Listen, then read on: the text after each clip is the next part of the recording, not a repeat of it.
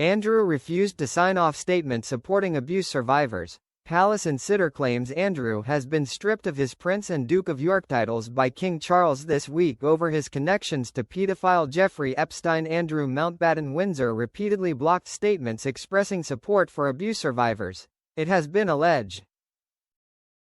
The monarch's brother was stripped of his Prince and Duke of York titles by the king over his connections to pedophile Jeffrey Epstein on Thursday. Charles and the Queen publicly expressed their thoughts and utmost sympathies with the victims and survivors of any and all forms of abuse as part of the announcement. A confidant of the King and Camilla revealed to the Sunday Times that mentions of victims were struck from all previous statements prepared by palace officials and released by Buckingham Palace following Andrew's catastrophic Newsnight interview in 2019. All such correspondence had needed Andrew's approval, the newspaper reported. The former prince denies sexually assaulting the late Virginia Giuffre, who claimed this occurred on 3 occasions, including when she was 17, after being trafficked by Epstein.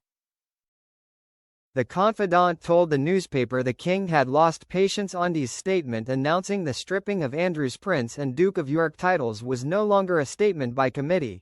It's a statement from the king. They said there had long been a feeling within the royal family that voices of the victims needed to be heard in these pronouncements, because they feature so heavily in this saga and because it impacts the credibility of the Queen and the Duchess of Edinburgh's work campaigning against sexual abuse. A maid of the royal family revealed that the King and Queen are well aware of the public's sentiment towards Andrew, stating, "They have felt the public anger and they have acted." In 2019, Andrew declared his withdrawal from public duties following his Newsnight interview. He expressed in a statement that Epstein's suicide left many unanswered questions for his victims, and I deeply sympathize with everyone who has been affected and wants some form of closure. However, the palace's 2022 announcement regarding Andrew's loss of military affiliations and royal patronages, as well as his most recent statement on October 17, where he vowed to cease using his Duke of York title, made no reference to abuse survivors. Buckingham Palace chose not to comment. Simultaneously, there is mounting pressure on Andrew to testify before a formidable U.S. congressional committee. Members of the House Oversight Committee are urging the former prince to disclose what he knew about Epstein's actions. Democrat Representative Raja Krishnamurthy told BBC Newsnight that he wants Andrew to testify before Congress, stating, "I would go so far as to subpoena him." He further added, "Now, enforcing the subpoenas is not easy for somebody who's on foreign soil." However, if Andrew wishes to come to the United States or Heshire, then he's subject to the jurisdiction of the U.S. Congress. Andy would expect him to testify. Congressman Suhas Subramaniam voiced his opinion on BBC Radio 4's Today program, stating, "I think this would be a great way for Andrew to clear his name.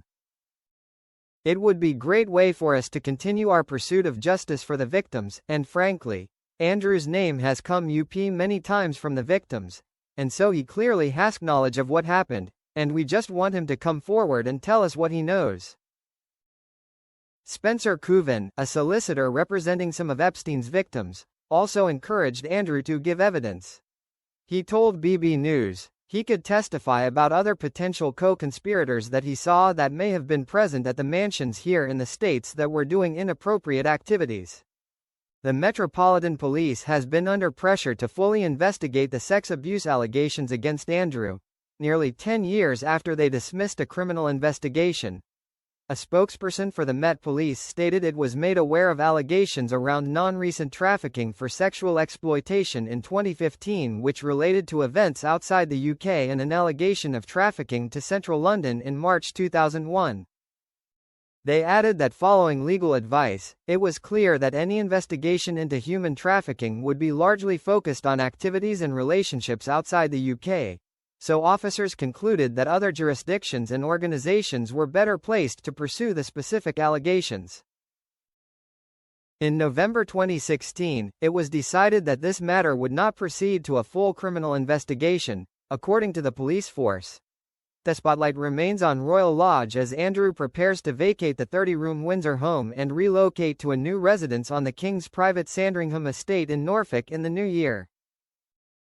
On Saturday morning, a vehicle with a private number plate associated with the former prince was spotted exiting the grounds of Windsor Great Park.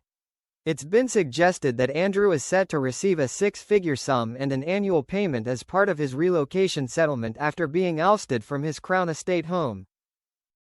The Guardian newspaper reported that the ex-prince will receive a one-off payment to cover his move, followed by a regular allowance to prevent him from overspending in his new life as a commoner.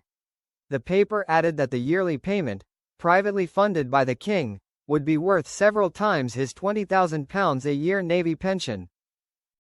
It's understood that the king will use private funds to cover the cost, but not his Duchy of Lancaster income. The king receives an annual private income of more than £27 million from the duchy, an ancient portfolio of land, property and assets held in trust for the sovereign. However, Andrew will be denied most of his £500,000 compensation for relinquishing his lease on Royal Lodge. He was set to receive a payout of £558,000 from the Crown Estate after agreeing to vacate the mansion, but a royal insider told the Telegraph that there is a lot of work that needs doing, with the cost of repairs impacting the final amount.